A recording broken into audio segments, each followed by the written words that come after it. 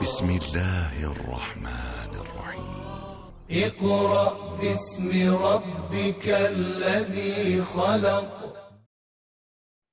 السلام علیکم ورحمۃ اللہ۔ بسم اللہ الرحمن الرحیم۔ آج کا درس پہلے درس سے لے کر 8 درس تک کے اہم نکات کی طرف انشاءاللہ ہم آپ کو لے کر چلیں گے۔ اس سے پہلے جیسا کہ ہمارا قانون رہا ہے کہ ہر درس سے پہلے ایک چھوٹی سی تلاوت، تو انشاءاللہ ہم آپ کی خدمت پیش کرتے ہیں۔ سورہ الحمد سے آج ہم اپنے درس کی شروعات کرتے ہیں۔ اعوذ باللہ من الشیطان الرجیم، بسم اللہ الرحمن الرحیم۔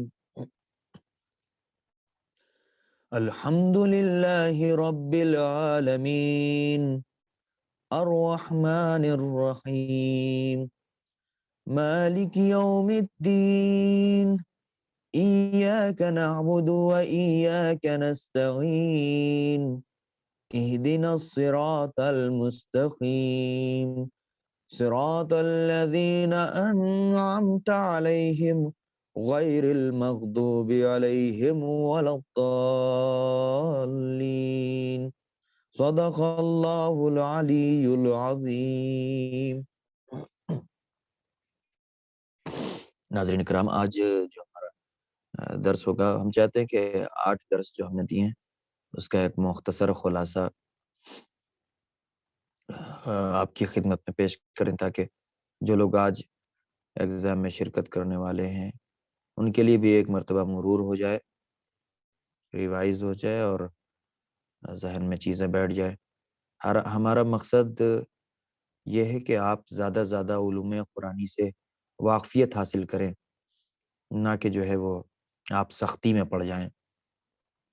ہمارا مقصد یہ ہے کہ آپ قرآن کی ایک ایک بحث کے متعلق اس پر عبور حاصل کریں، اس پر کمانڈ حاصل کریں۔ انشاءاللہ ہم شروع کرتے ہیں، وقت بھی زیادہ ہو چکا ہے۔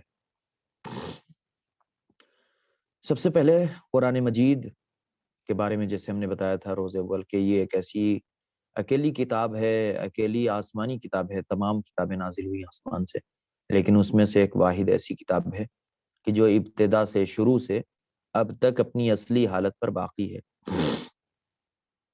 اور ہمیشہ باقی رہے گی۔ اس مقدس کتاب کے سلسلے میں بحث و گفتگو، یعنی بات کرنا، یعنی قرآن کے متعلق باتیں کرنا، قرآن میں جو احکام جاری کیے گئے ہیں، جو 500 قانون شریعت بیان کیے گئے ہیں، اور اس کے علاوہ بھی جتنے احکام وارد ہوئے اس میں، تو اس پر گفتگو کرنا، المختصر قرآن کے حرف حرف پر گفتگو کرنا خدا کی معرفت کی ضروریات میں سے ایک ضرورت ہے۔ اس سے کیا ہے؟ خدا کی معرفت حاصل ہوتی ہے اور آپ کو خدا کے پہچاننے میں زیادہ زحمت نہیں ہوتی۔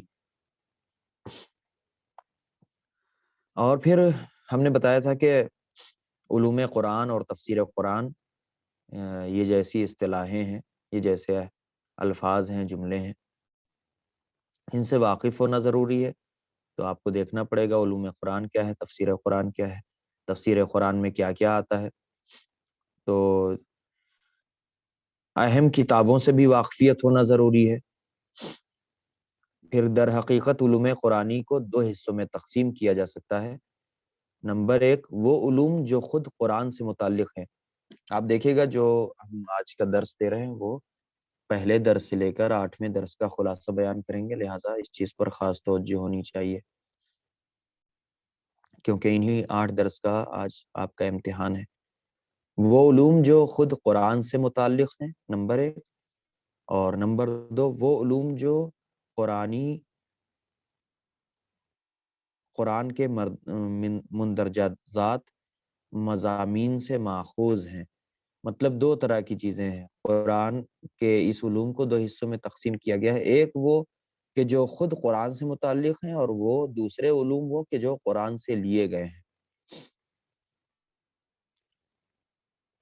دوسرے لفظوں میں ہم جب خود قرآن کو ایک تحقیقی زاویہ نظر سے دیکھتے ہیں، یعنی ایک ریسرچ کی نگاہ سے دیکھتے ہیں اور اس کے بارے میں کچھ معلومات حاصل کرنا چاہتے ہیں، مثلا یہ کتاب کیسے نازل ہوئی، کس طرح اور کن مراحل سے، یعنی کیسے کیسے گزر کے آئی ہے، اس کی ترتیب کیسے قرار پائی ہے، اور موجودہ صورت میں کیسے تشکیل پائی، کس طرح سے یہ کتاب کی شکل میں آئی، تو یہ موضوعات ہیں، یہ قرآنی موضوعات ہیں کہ آیتوں کے درمیان کس طرح کا ربط ہے اور کیسا نتیجہ برآمد ہوتا ہے ہر آیت سے، کیا کچھ آیتیں دوسری آیتوں کے لیے تفصیل و تشریح کا کردار ادا کرتی ہیں، یعنی ایک آیت میں ہے کہ کافروں کو مثلا قتل کرو، لیکن دوسری آیت کہہ رہی ہے کہ کن کافروں کو قتل کرو، یعنی دفاع کرنے کے لیے کہا گیا، اور کہا گیا کہ اگر یہ مثلا یا پر ظلم و جور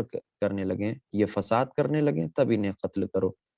تو ایک آیت اگر کہہ رہی ہے کہ قتل کرو، تو دوسری آیت اس بات کی طرف توجہ دلا رہی ہے اور تشریح کر رہی ہے کہ کب قتل کرو اور کیوں قتل کرو اور کسے قتل کرو۔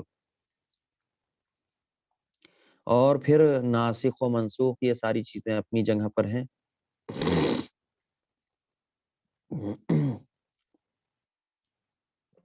اب دیکھ لیجئے، جو ہم درس دے رہے ہیں اس کا نام ہے علوم قرآنی، تو جو بحث چل رہی ہے، یعنی جو باتیں ہم پیش کر رہے ہیں، اس میں علم قرآن کے بجائے علوم قرآنی،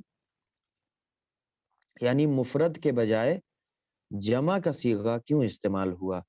اس کے جمع کے صیغے کے استعمال کیے جانے کی وجہ یہ ہے کہ مذکورہ علم میں، یعنی جو علوم ذکر ہوں گے، ان میں سے ہر ایک بذات خود اپنی ترتیب و تنظیم اور وسعت کی بنا پر ایک دوسرے مستقل علم کی حیثیت رکھتا ہے، یعنی جو بھی علوم قرآنی کے ذیل میں جتنے بھی علم پیش کیے جائیں گے، وہ سب اپنی جگہ پر ایک خزانہ رکھتے ہیں اور سب اپنے میں ایک بہترین علم ہے۔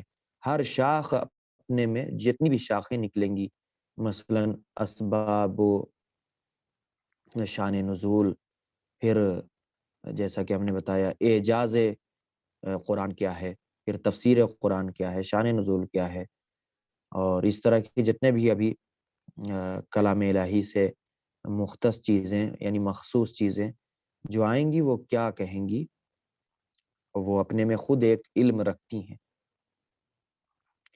اور بہت سے تفسیر قرآن کرنے والوں میں بہت سے، یہ دیکھیے سوالات یہ سب بن رہے، نہ جانے کتنے سوالات گزر چکے ہیں۔ تفسیر قرآن کے جو مصنف، یعنی جنہوں نے تفسیر قرآن لکھی، ان میں بہت بزرگ ہستیاں ہیں، اور اس میں سب سے پہلے جو نام آتا ہے وہ حضرت علی علیہ الصلوۃ والسلام کا۔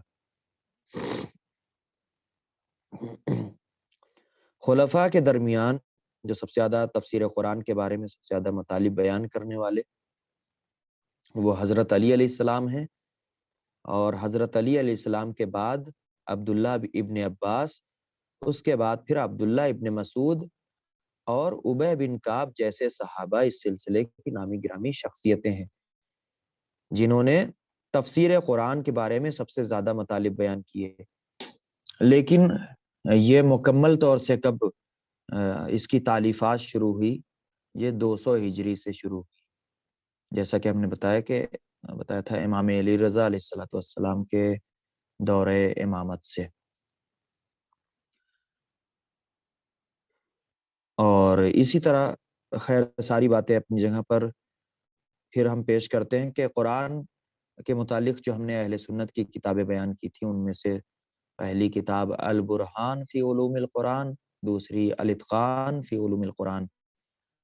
البرہان فی علوم القرآن کے مصنف رائٹر امام بدر الدین زرکشی، اگر انگلش میں لکھیں گے تو ZARAKSHI، زرکشی، امام بدر الدین زرکشی، یہ انہوں نے لکھا ہے، اور آپ 8ویں صدی ہجری کے سب سے نمایاں علماء اور دانشمندوں میں سے ہوتے ہیں۔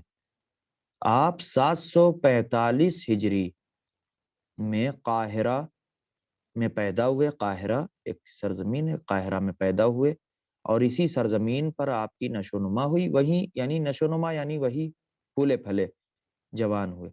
آپ مختلف اسلامی علوم میں استادی کے مرتبے تک پہنچے۔ آپ کی شہرۂ آفاق کتاب البرہان فی علوم القرآن یہ اہم ترین کتابوں میں سے ایک ہے۔ خیر، اور پھر ہم نے بتایا تھا کہ اس کتاب میں 47 عنوانات ہیں، 47 موضوع ہیں کہ جس میں بحث کی گئی ہے قرآن کے متعلق۔ قرآنی علوم میں 47 موضوعات پر گفتگو کی گئی ہے۔ پھر دوسری کتاب ہے الاتقان فی علوم القرآن، اس کے مصنف ہیں جلال الدین السیوطی، ان کا پورا نام ہے جلال الدین عبد الرحمن السیوطی۔ یہ 894 894 ہجری میں مصر کے سیوط نامی شہر میں پیدا ہوئے اور 944 944 ہجری میں قاہرہ میں وفات پائے۔ خیر، ان کی کتاب بھی بہت مشہور ہے۔ اس میں پہلی والی کتاب البرہان میں 47 یعنی 47 موضوعات پر گفتگو ہوئی ہے قرآن کے متعلق، اور اس میں جو ہے وہ 80 عنوانات یعنی 80 موضوعات، 80 ٹاپکس 80 قرآن کے متعلق گفتگو ہوئی ہے۔ اب آئیے علماء شیعہ میں استاد سید ابو القاسم خوئی رحمۃ اللہ علیہ کی معرکۃ الآراء کتاب جو انہوں نے لکھی ہے البیان، جس کا جو یونیورسٹیز وغیرہ میں پڑھائی جاتی ہے اور بہت بہترین کتاب ہے قرآن کے متعلق۔ کیا نام ہے؟ البیان۔ مصنف کون ہے؟ آیت اللہ خوئی۔ پھر وحی الہی کے بارے میں جو ہم نے بحث کی تھی، بحث اس وجہ سے اہمیت وحی الہی کے متعلق ہونی چاہیے کیونکہ وحی کہ دراصل کلام خدا تک پہنچنے اور اس کی معرفت کی بنیاد ہے، تو لہٰذا وحی ضرور حاصل کرنا، اس کی تعلیم ضرور حاصل کرنا چاہیے کہ آخر وحی کیسے نازل ہوتی تھی اور کیوں نازل ہوتی تھی، اس کے معنی کیا ہیں۔ وحی کے لغوی معنی، لغوی اعتبار سے وحی کے کئی معنی ہیں، مثلا اشارہ، کنایہ، پیغام، چھپی باتیں، خفیہ اطلاع، تیزیں اور جلدی۔ ہر وہ چیز جو کلام، تحریر، پیغام یا اشارے کے طور پر دوسروں سے چھپا کر کسی کو سمجھائی جائے اسے وحی کہا جاتا ہے۔ علم لغت کے ماہر راغب اصفہانی رقم طراز ہیں، لکھتے ہیں کہ وحی وہ پیغام ہے جو بہت تیزی کے ساتھ اشاروں میں پہنچایا جائے۔ ابو اسحاق کا نظریہ بھی یہی ہے کہ دراصل لغت میں وحی خفیہ پیغام کو کہتے ہیں اور اسی وجہ سے اہل لغت الہام کو بھی وحی کہتے ہیں۔ وحی قرآن کی نگاہ میں کیا ہے؟ ہم نے بتایا تھا کہ وحی قرآن کی نگاہ میں اس کے چار معنی میں آتی ہے۔ خفیہ اشارہ، سمجھ رہے ہیں کہ حضرت زکریا کے بارے میں خاموشی کا روزہ رکھنے کی منظر کشی جو کی گئی کہ فخرج، بسم اللہ الرحمن الرحیم، فخرج علی قومہ من المحراب، کہ بس وہ اپنی قوم کی طرف محراب عبادت سے نکلے، فاوحی الیہم ان سبحوا بکرۃ وعشیہ، اور انہیں اشارہ کیا کہ وہ اپنے پروردگار کی تسبیح کریں رات و دن۔ نمبر 2، فطری ہدایت، کہ ہر انسان کو جو ہے فطری ہدایت اور احساس ہو جاتا ہے، الہام ہو جاتا ہے کہ ہاں پروردگار نے ہمیں ہدایت کی ہے۔ نمبر 3، الہام یا غیبی امداد، ہر انسان کو جو ہے الہام ہو جاتا ہے، غیبی امداد ہو جاتی ہے۔ جب انسان سارے راستے بند ہو جاتے ہیں تو اس انسان کو احساس ہوتا ہے، کوئی ایک ایسی امید کی کرن نظر آتی ہے کہ جس سے یہ احساس ہوتا ہے کہ پروردگار ہمارے ساتھ ہے، تو اس کو کہتے ہیں الہام یا غیبی امداد، جیسے جناب موسیٰ کی ماں کو ہوا اور اس کی تفصیلات ہم بیان کر چکے ہیں۔ بس ہم ایک اشارہ کر رہے ہیں۔ رسالت و نبوت کی وحی اس معنی میں استعمال ہوئی کہ وحی نبوت سے مخصوص ہے۔ قرآن مجید میں 70 سے زیادہ مقامات پر اس کا تذکرہ ہے۔ بسم اللہ الرحمن الرحیم، وَكَذَلِكَ أَوْحَيْنَا إِلَيْكَ قُرْآنًا عَرَبِيًّا لِتُنذِرَ أُمَّ الْقُرَىٰ وَمَنْ حَوْلَهَا، اور اس طرح ہم نے آپ کی طرف عربی زبان میں قرآن نازل کیا تاکہ آپ مکے اور اطراف کے لوگوں کو ڈرائیں۔ سورہ شورا آیت نمبر 7۔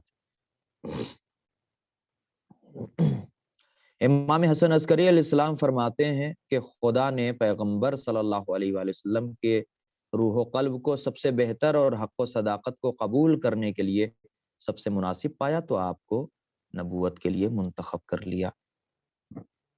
بہار الانوار جلد نمبر 18 صفحہ نمبر 205 حدیث نمبر 26۔ پھر پیغمبر اکرم صلی اللہ علیہ وآلہ وسلم کا ارشاد ہے کہ خدا نے کسی بھی نبی کو مبعوث نہیں کیا، نہیں بھیجا، مگر یہ کہ اس نے اپنی عقل کو منزل کمال تک پہنچا لیا ہو اور عقل و خرد کے اعتبار سے امت کے درمیان اس کی برتری ثابت ہو گئی ہو۔ یعنی اس کا مطلب یہ ہے کہ خود رسول کی اس حدیث سے واضح ہوتا ہے کہ رسول خدا صلی اللہ علیہ وسلم اپنی امت میں جو لوگ اعتراض کرتے ہیں کہ امی تھے، تو امی اس لحاظ سے یعنی نعوذ باللہ من ذالک جہالت کی حساب سے جو لوگ اس بات کو قبول کرتے ہیں کہ ہاں نعوذ باللہ رسول پڑھنا لکھنا نہیں جانتے تھے، تو وہی رسول خود کہہ رہا ہے کہ اللہ کسی کو اس وقت تک نبی مبعوث نہیں کرتا کہ جب تک وہ اپنے آپ کو عقل و خرد یعنی عقل کے اعتبار سے پختہ اور کمال کی منزلوں تک نہ پہنچا لے۔ خیر، پھر ایک حدیث اور، یہ ساری چیزیں غور کیجئے گا۔ زرارہ نے، یہ صحابی ہیں امام کے، امام صادق علیہ السلام چھٹے امام سے پوچھا کہ پیغمبر خدا صلی اللہ علیہ وآلہ وسلم کس طرح اطمینان ہوا کہ آپ تک پہنچنے والا پیغام وحی الہی ہے، وسوسہ شیطانی نہیں ہے، یعنی شیطان کا وسوسہ نہیں ہے، یہ شیطان تو نہیں گمراہ کر رہا بہکا رہا ہے۔ تو امام علیہ السلام نے فرمایا کہ جب خداوند عالم کسی بندے کو نبوت کے لیے چنتا ہے تو اسے ایک خاص قسم کا سکون و اطمینان عطا کر دیتا ہے، جس کے بعد حق کی طرف سے پیغام رسانی یعنی جو پیغام آتا ہے حق کی طرف سے اس کے لیے ویسے ہی ہو جاتا ہے جیسے اپنی آنکھوں سے دیکھ رہا ہو۔ کیا ہے اس کا حوالہ ریفرنس؟ بہار الانوار جلد نمبر 18 صفحہ نمبر 262 262 صفحہ نمبر اور حدیث نمبر 16۔ خیر، اب ہم چلتے ہیں رسالت و نبوت کی وحی کے اقسام کیا ہیں۔ تو کتنی قسمیں ہیں؟ نمبر 1 بلا واسطہ وحی، جس کے متعلق ہم نے بتایا تھا کہ ڈائریکٹ جو ہے وہ قلب پیغمبر پر نازل ہونا کسی وحی کا، تو اس کو کہتے ہیں بلا واسطہ وحی۔ خود کیا ہے؟ ان الروح القدس ينفث فی روعی، ينفث فی روعی، یہیں سے پتہ چلتا ہے کہ روح القدس جبرائیل کے علاوہ کوئی اور ہستی ہے۔ نمبر 2 آواز پیدا کرنا، آواز کے ذریعے سے، جیسے ہم نے بتایا تھا کہ وہی جو ہے وہ رسول خدا صلی اللہ علیہ وسلم کے کانوں میں آواز آتی تھی اور ایسا محسوس ہوتا تھا جیسے پردے کے پیچھے سے کوئی گفتگو کر رہا ہو، یعنی جیسے حجاب ہو بیچ میں، اس طرح سے کوئی گفتگو کر کیا ہے، جیسے کہ قرآن مجید میں سورہ شعراء کی آیت نمبر 193 اور 194 میں ارشاد ہوتا ہے کہ نزل بہ الروح الامین علی قلبک، کہ اسے روح الامین نے آپ کے دل پر، قلب پر نازل کیا۔ کسے؟ یعنی آیت کو، قرآن کو، سوروں کو۔ پھر آگے چلتے ہیں، یہ ہو گئی اقسام۔ نزول وحی کی کیفیت کیا ہوتی تھی؟ نزول وحی کی کیفیت یہ ہوتی تھی کہ جب رسول خدا صلی اللہ علیہ وسلم پر وحی نازل ہوتی تھی تو آپ کا جسم لرز جاتا تھا، جسم آپ کا جیسے دھوپ میں تپتا ہے ایک انسان کا جسم، اسی طرح سے جسم تپنے لگتا تھا، گرم ہو جاتا تھا اور پیشانی سے پسینہ جاری ہو جاتا تھا۔ اور جب رسول خدا صلی اللہ علیہ وآلہ وسلم کسی سواری پر اگر بیٹھے رہتے تھے اور وحی نازل ہو جاتی تھی تو پھر یہ ہوتا تھا کہ وہ سواری پر اتنا بھاری پن اسے محسوس ہوتا تھا کہ امام علی علیہ السلام کہتے ہیں کہ کبھی کبھی تو ایسا ہوتا تھا کہ زمین سے اس کی ناف اور اس کا شکم جو ہے وہ ملنے لگتا تھا، اتنا گراں گزرتا تھا، یعنی اتنا بھاری پن محسوس ہوتا تھا، گرانی اس قدر ہوتی تھی۔ یا پھر یہ ہے کہ جب رسول خدا صلی اللہ علیہ وسلم کسی صحابیوں کے مجمع میں بیٹھے رہتے تھے، اور اگر کسی صحابی کے زانو سے ملا ہوا رسول خدا کا زانو ہوا کرتا تھا تو جب وہی نازل ہوتی تھی تو رسول خدا صلی اللہ علیہ وسلم کی اس کیفیت کو دیکھ کر تمام جو صحابہ بیٹھے رہتے تھے وہ اپنے سروں کو جھکا لیتے تھے، اور جو رسول کا پیر رہتا تھا اس کی گرانی اس قدر رہتی تھی کہ جو بغل میں صحابی بیٹھتا تھا اس کے لیے ناقابل برداشت تھی۔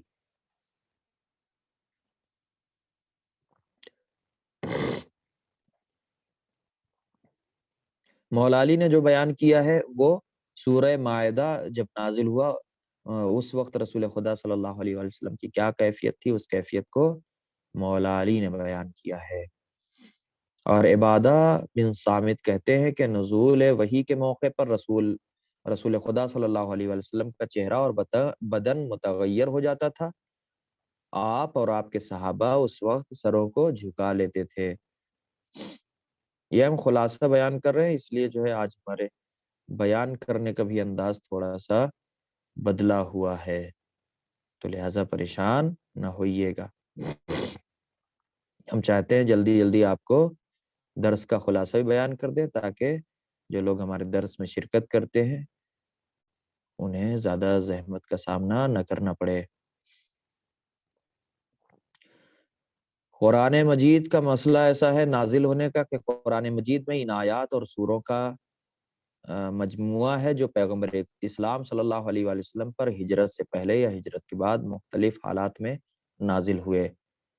قرآن کریم رفتہ رفتہ ایک ایک آیت یا ایک ایک سورے کی شکل میں نازل ہوا، اور یہ سلسلہ پیغمبر صلی اللہ علیہ وسلم کے زندگی کے آخری دنوں تک رہا۔ اور کیا ہے کہ اس میں کئی نظریے ملتے ہیں۔ ایک نظریہ یہ ہے کہ قرآن صرف جو قلب پیغمبر سلام اللہ علیہ پر نازل ہوا وہ شب قدر میں نازل ہوا، لیکن دوسری جو روایتیں ہیں اور دوسرے جو نظریے ہیں وہ بیان کرتے ہیں کہ نہیں، شب قدر میں نازل ضرور ہوا، یا مکمل طور پر نازل ہوا، یا شب قدر سے نازل ہونا شروع ہوا۔ اور یہ مسئلہ، اور پھر قرآن خود خدا نے کہا کہ اور ہم نے قرآن کو جز جز نازل کیا تاکہ تم تھوڑا تھوڑا لوگوں کے سامنے پڑھو، اور ہم نے اسے دھیرے دھیرے نازل کیا ہے۔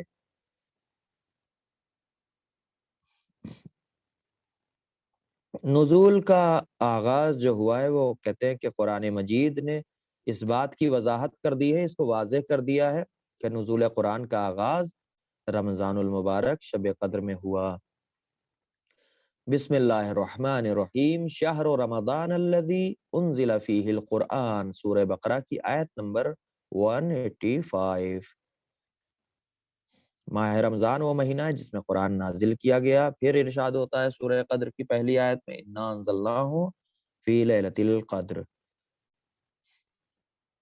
شیعوں کے نزدیک ماہ رمضان کی 21ویں یا 23ویں رات شب قدر ہے۔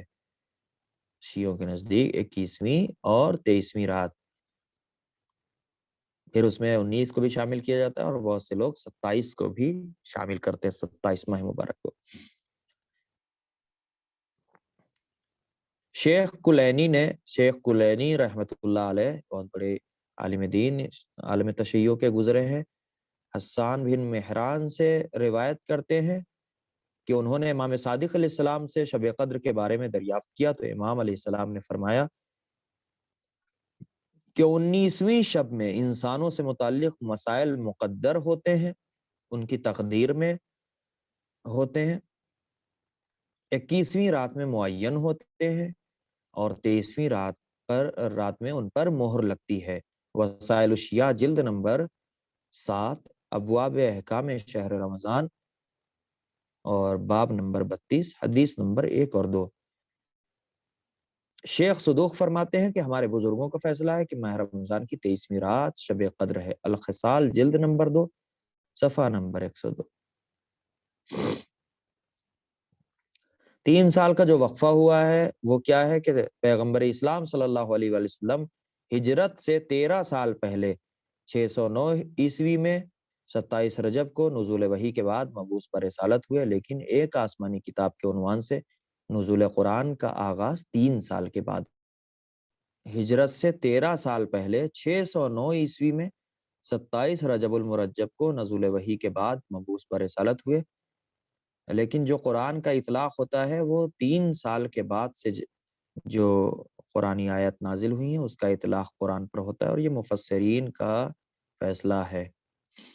ابو عبداللہ زنجانی کا کیا کہنا ہے کہ جو سورہ علق کی آیت نمبر 1 نازل ہوئی، اقرأ بسم ربک الذی خلق، قرآن کتنے حصے میں نازل ہوا؟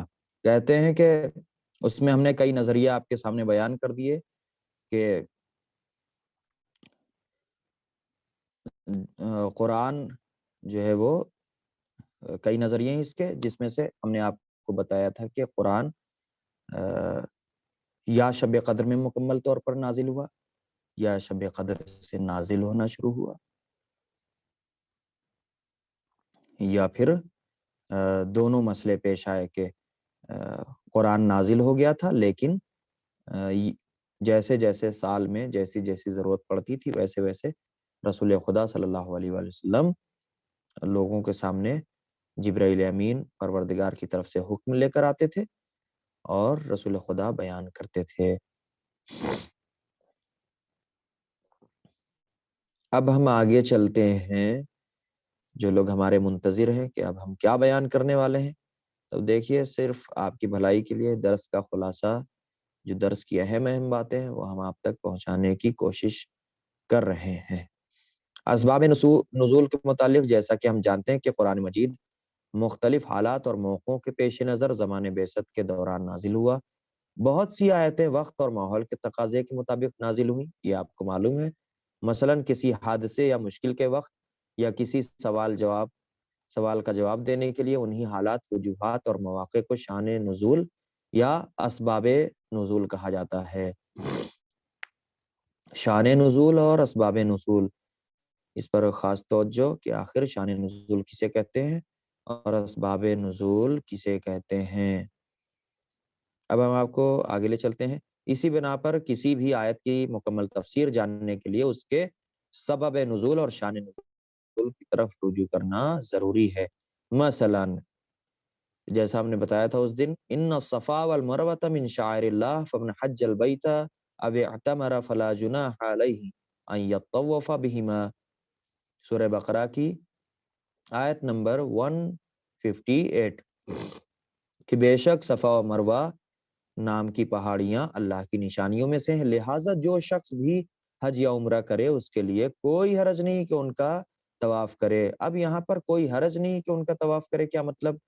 تو کہہ رہے کہ اس آیت میں کے سلسلے میں یہ اعتراض ہوا ہے کہ صفا اور مروہ کے درمیان سعی ارکان حج میں سے ہے، تو کیوں اس سعی کے لیے لا جناح کا لفظ استعمال ہوا، یعنی کوئی حرج نہیں ہے، یہ کیوں کہا گیا؟ بظاہر آیت سے یہی سمجھ میں آتا ہے کہ صفا اور مروہ کے درمیان سعی گناہ نہیں ہے، یہ عبارت صرف سعی کے جائز ہونے پر دلالت کرتی ہے، سعی واجبات میں سے ہے۔ سمجھ رہے ہیں؟ تو لہٰذا یہ اسی لیے کیونکہ اس وقت کفار و مشرکین نے اپنے اپنے بت، وہ لیٹ ہو گئے تھے نا سعی کرنے میں، حج کرنے میں، تو لہٰذا اب جب دیری سے آئے ہیں تو پھر سے انہوں نے ان 3 دنوں کے علاوہ 3 دن کا جو قرارداد ہوا تھا، جو فیصلہ ہوا تھا اور جو صلح ہوئی تھی، اس میں یہ تھا کہ 3 دن تک جو ہے وہ تم لوگ اپنے بتوں کو ہٹا لو گے تاکہ ہمارے لوگوں کو حج کرنے میں اور کعبے کا طواف سعی وغیرہ کرنے میں زحمت نہ ہو۔ تو ان لوگوں نے 3 دن کے لیے ہٹا لیا تھا۔ اس کے بعد پھر جو مسلمان لیٹ ہو گئے تھے تو اب وہ پریشان تھے کہ صحیح کریں نہ کریں، کیونکہ اب جو ہے وہ بت رکھے جا چکے ہیں، تو اگر کہیں ہم صحیح کریں گے تو کہیں اللہ کے نافرمان بندوں میں یا بت پرستوں میں ہمارا شمار نہ ہو۔ تب یہ آیت نازل ہوئی کہ لا جناح، یعنی کوئی حرج نہیں ہے، کر لیجئے کیونکہ آپ کی نیت پاک ہے۔ اب آئیے سبب نزول یا شان نزول، یہ ایک ہیڈنگ تھی، تو اس میں کیا فرق ہے؟ بہت سے مفسرین کا کہنا ہے اس میں کوئی فرق نہیں ہے، بلکہ اس میں فرق ہے۔ کیا فرق ہے؟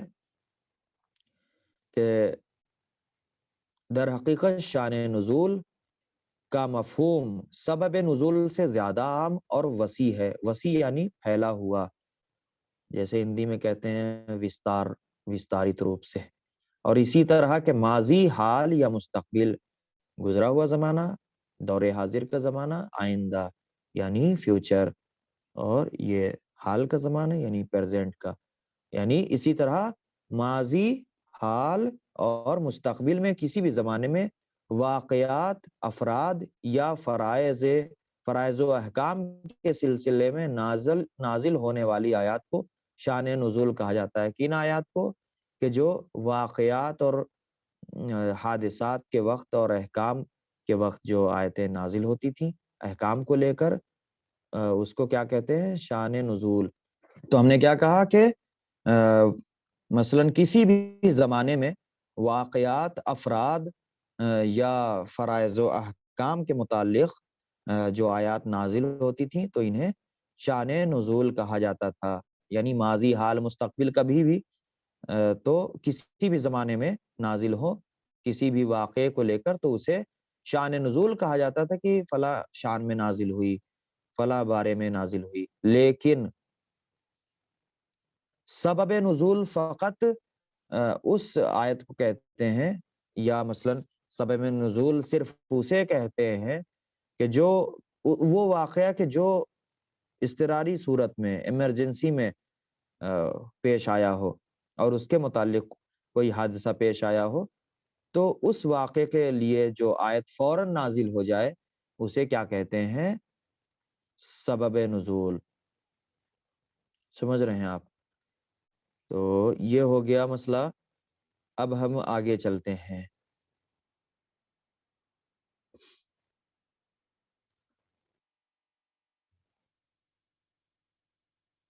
آگے ہم جو چل رہے ہیں اس میں اب ہم انشاءاللہ آخری درس کی بحث کرتے ہیں. بہت مختصر، اسی لیے ہم نے آج خلاصہ بیان کرنے کی کوشش کی ہے.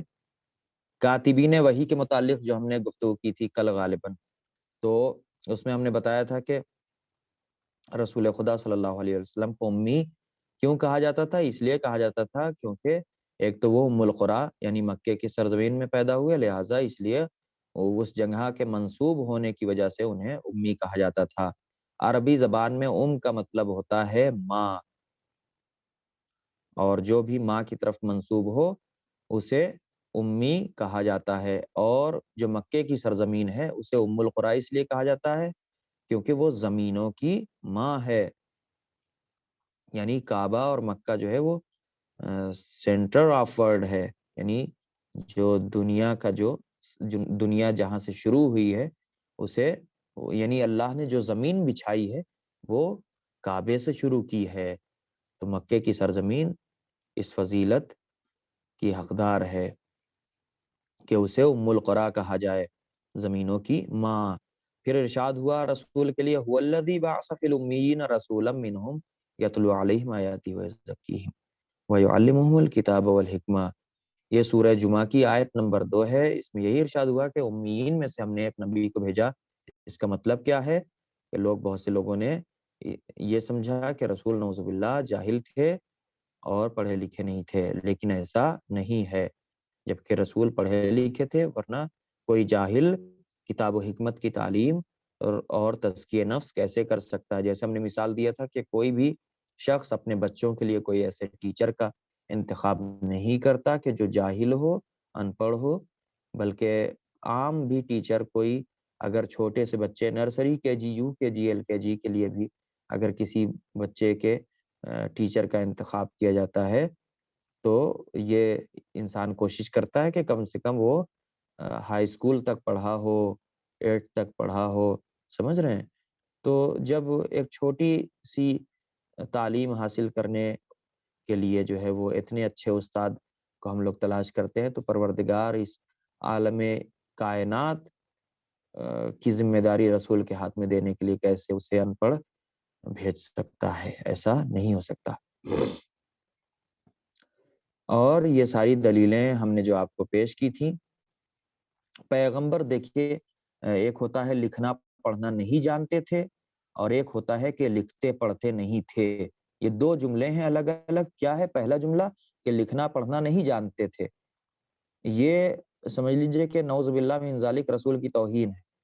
اور دوسرا یہ کہ لکھتے پڑھتے نہیں تھے، یہ جو ہے وہ اس میں کوئی حرج نہیں، کیونکہ بہت سے ایسے لوگ ہیں کہ جو صلاحیت رکھتے ہیں لکھنے پڑھنے کی، لیکن وہ لکھتے پڑھتے نہیں ہیں۔ شیخ توسی نے، جیسے ہم نے حوالہ دیا تھا الطبیان اور المیزان میں علامہ طباطبائی کا حوالہ ہم نے دیا تھا، کہ انہوں نے کہا کہ ایسا ہرگز نہیں ہے کہ رسول پڑھنا لکھنا نہیں جانتے تھے، بلکہ پڑھتے لکھتے نہیں تھے، پڑھتے لکھتے نہیں تھے مصلحت کے تقاضے کے تحت۔ تو رسول جتنی بہترین مصلحت سمجھ سکتے ہیں ہم آپ نہیں سمجھ سکتے، اور رسول نے سب سے پہلے یہ ذمہ داری جب وحی کی دی ہے، کتابت وحی کی، وحی لکھنے کی، یعنی قرآنی آیات کی لکھنے کی جو ذمہ داری دی ہے مکے میں، وہ کس کو دی ہے؟ مولا علی علیہ الصلوۃ والسلام کو۔ پھر جب رسول ہجرت کر کے کہاں آئے؟ مدینے آئے، تو پھر جو ہے وہ ابی بن کعب کو دی، سمجھ رہے ہیں؟ تو مدینے میں ابی بن کعب سب سے پہلے، اور ایسے تو سب سے پہلے مولا علی ہیں، لیکن مکے سے پہلے مولا علی ہیں، اور مدینے سے ابی بن کعب۔ اور پھر مولا علی جب نہیں رہا کرتے تھے تو جب لوٹ کے آیا کرتے تھے تب انہیں اللہ کے رسول سب بتاتے تھے کہ آخر یہ آیت کب نازل ہوئی، کیسے نازل ہوئی، کس کی شان میں نازل ہوئی، کیوں نازل ہوئی۔ تو ابی بن کعب نے مدینے میں اس کی ذمہ داری سنبھالی۔ پھر اس کے بعد پھر زید بن ثابت جو پیغمبر کے پڑوسی تھے، اور پیغمبر کے پڑوسی تھے مدینے میں، تو اگر آپ سے پوچھا جائے کہ زید بن ثابت کہاں رہتے تھے تو یہ کہا جا سکتا ہے کہ ہاں رسول خدا صلی اللہ علیہ وسلم کے پڑوسی تھے۔ اور ابی بن کعب جو ہے ان کی غیر موجودگی میں یہ خط و کتابت کا کام کرتے تھے۔ اور پھر زید بن ثابت کے لیے ہے کہ پیغمبر صلی اللہ علیہ وآلہ وسلم کے حکم پر انہوں نے عبرانی زبان بھی سیکھی، اور کیونکہ وہاں سے خط وغیرہ بہت آتے تھے تو لہٰذا اس خط کا جواب لکھنے کے لیے انہوں نے عبرانی زبان سیکھی۔ اب ہم آپ کو بتاتے ہیں کہ آخر وہ کون سے صحابی تھے کہ جنہوں نے رسول اللہ صلی اللہ علیہ وسلم کی کتابت میں بہت زیادہ مدد کی، وحی کے لکھنے میں بہت زیادہ مدد کی۔ سب سے پہلا نام آپ جانتے ہیں کہ ہمارے اور آپ کے پہلے امام حضرت علی علیہ الصلوۃ والسلام ہیں، دوسرے ابی بن کعب، اور تیسرے زید بن ثابت، اور چوتھے عبداللہ بن ارقم ظہری۔ اگر آپ سے کوئی سوال کرے کہ آخر سب سے زیادہ رسول کے قریبی کاتبان وحی جو ہیں ان کے نام بتائیے، تو کیا ہے؟ حضرت علی علیہ السلام، ابی بن کعب، اور زید بن ثابت، اور چوتھے عبداللہ ابن ارقم ظہری۔ یہ چار لوگ ایسے تھے کہ جو رسول اللہ صلی اللہ علیہ وسلم کے پاس رہتے تھے اور خط و کتابت کیا کرتے تھے۔ اور پھر ابو عبداللہ زنجانی نے کاتبین وحی کی فہرست میں 40 سے زیادہ لوگوں کو شامل کیا ہے، یعنی 40 سے زیادہ لوگ تھے، یہ موقع بے موقع کبھی نہ کبھی جو ہے اگر ضرورت پڑتی تھی تو کام آ جاتے تھے۔ پھر پیغمبر کے زمانے کا دستور کیا تھا یہ دیکھ لیجئے کہ پیغمبر صلی اللہ علیہ وسلم کے زمانے میں کیا دستور تھا کہ ہر وہ چیز جس پر لکھنے کا امکان ہوتا تھا اسے کتابت کے لیے استعمال کیا جاتا تھا۔ مثلاً ہم نے بتایا تھا کہ کھجور کی شاخ، یعنی درخت خرما کی شاخوں کے درمیان کی لکڑی اور پتوں کو صاف کر کے کتابت کے لیے کام میں لاتے تھے، لکھنے کے لیے۔ اور نمبر 2، باریک اور سفید پتھر جسے لخاف کہتے تھے، وہ رقا۔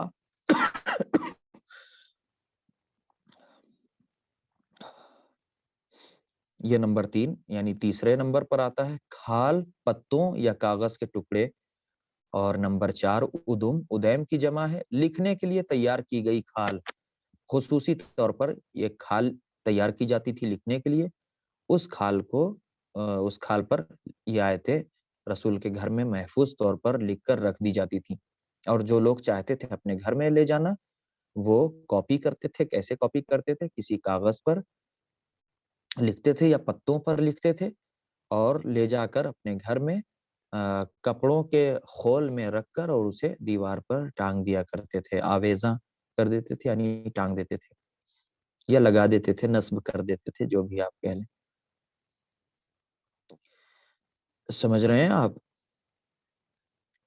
اور ہر سورے کی آیتیں نظم و ترتیب کے ساتھ لکھی جاتی تھیں، ہر سورے کی ابتدا بسم اللہ سے ہوتی تھی، اور دوسری بسم اللہ کا نزول یہ جو پہلا سورہ جو رہتا تھا اس کے اختتام کی دلیل، یعنی اینڈ ہو گیا پہلے سورے کا. جب دوسرا بسم اللہ نازل ہوتا تھا تو اس سے اس بات کا اعلان ہو جاتا تھا اور یہ بات پتہ چل جاتی تھی کہ ہاں اب جو ہے وہ پہلا سورہ ختم ہو گیا.